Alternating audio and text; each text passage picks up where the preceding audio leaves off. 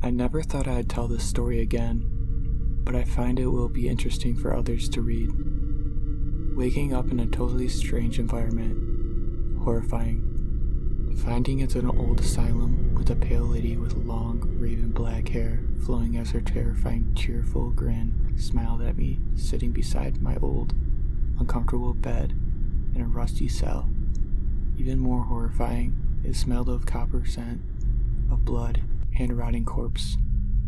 "You're awake, dear," she cheerfully said with her bright red eyes staring through me. "Where am I?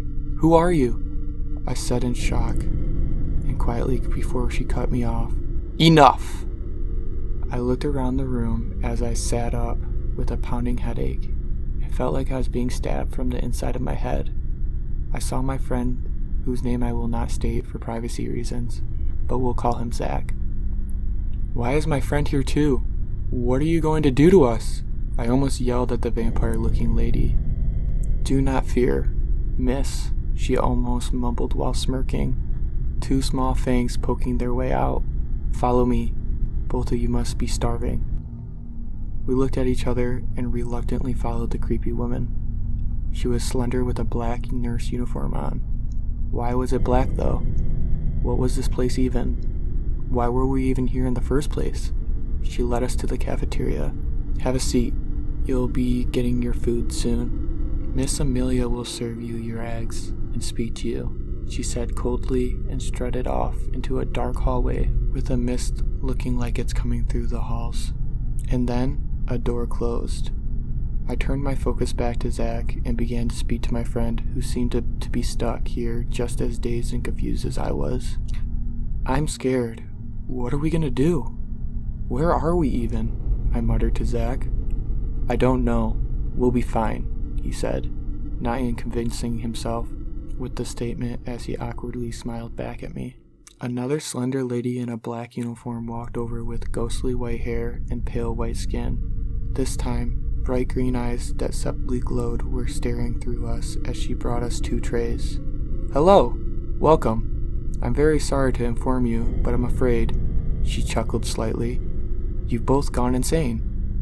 I looked down at the green-tinted eggs in disgust, and I looked back up to Amelia with eyes wide with shock.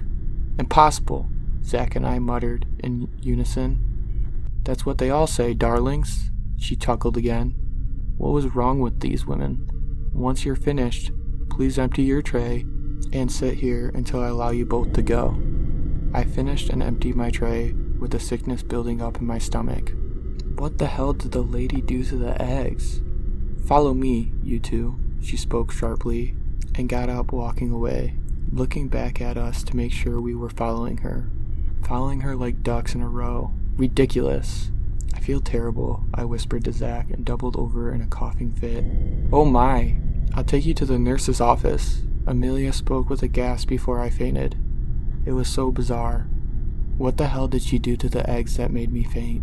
A few hours later, I woke up in a white room with 2 hospital beds, me laying on one of them, both blood-stained. I tried to scream, but there was nothing but the remaining silence as I laid there paralyzed. Yet another slender lady with light hair, a tint of blonde in the hair, appeared, her eyes a vivid purple in her black nurse's uniform. "Hello, you're awake, I see," she said with no emotion whatsoever, a blank face, cold stone, no sign of emotion anywhere. What happened?" I managed to spit out of my dry lips. "That is not your concern, ma'am," she said in the same cold tone with the same blank expression. Her eyes stared through me without a single blink. I froze again. Her cold, emotionless face and tone horrified me. She walked over to my hospital bed and strapped me down, as if I was going anywhere. I was paralyzed with fear. I tried to scream, but again, nothing came out.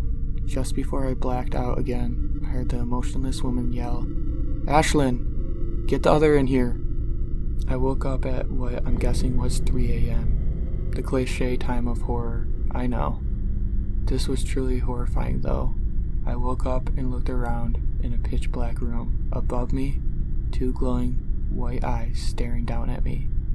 The silhouette of a creature with 4 long legs, Bones protruding through the skin of each was behind the 2 eyes. Those 2 minutes of me staring at it while they stared back at me were the most horrifying 2 minutes of my life. I blacked out again and woke up in the morning, shaking slightly, remembering that creature. "Morning," the cold woman said blankly as usual. I glared at her, hiding my fear as she walked over and unstrapped me from the blood-stained hospital bed. I ran away so fast. "Go to the cafeteria," I heard the woman yell from the nurse's office, and I obeyed her order. I entered the cafeteria and saw Zach and ran up to him. He looked pale and just out of it. "You alright, Zach?" I said to him. "Mm-hmm," he muttered. We waited for our food in mostly silence. Amelia eventually brought us our food, and I thanked her, trying to be polite. "You're welcome. Enjoy," she said, smiling in an unusual manner. We ate in silence. Surprisingly, I didn't get sick after the food this time. "Time for rest," the slender woman from when we first woke up here said to us, smiling in just an unsettling way as Amelia. "No," Zach said calmly. "Excuse me?" she said. Her smile disappeared as her eyes narrowed. "I said no." Suddenly, she pulled out a syringe filled with a glowing magenta liquid and attempted to eject him. He got away and kicked her in the stomach. She fell over and looked extremely angry as she sat up, holding her stomach and grimacing in pain. "Stop that, Zach," she said quietly, yet angrily, as she bit her lip to try and ignore the pain. "Why, you psycho?" he said loudly. She chuckled and got up with the syringe and pinned him down, hovering the syringe over his throat. "You think I'll hesitate?" she chuckled. He suddenly got up and started doing the renegade. Not an appropriate time, but he managed to use the swing part as a punch while he yelled, "Renegade!" She fell to the floor, but got up and injected him with the syringe. "Run!" he managed to yell, just before blacking out as he pointed to a door. I ran as fast as I could and opened the door. I hopped a small fence and ran further, turning back only to see an abandoned asylum. No wonder it was empty and scary. I managed to get help and found my way home.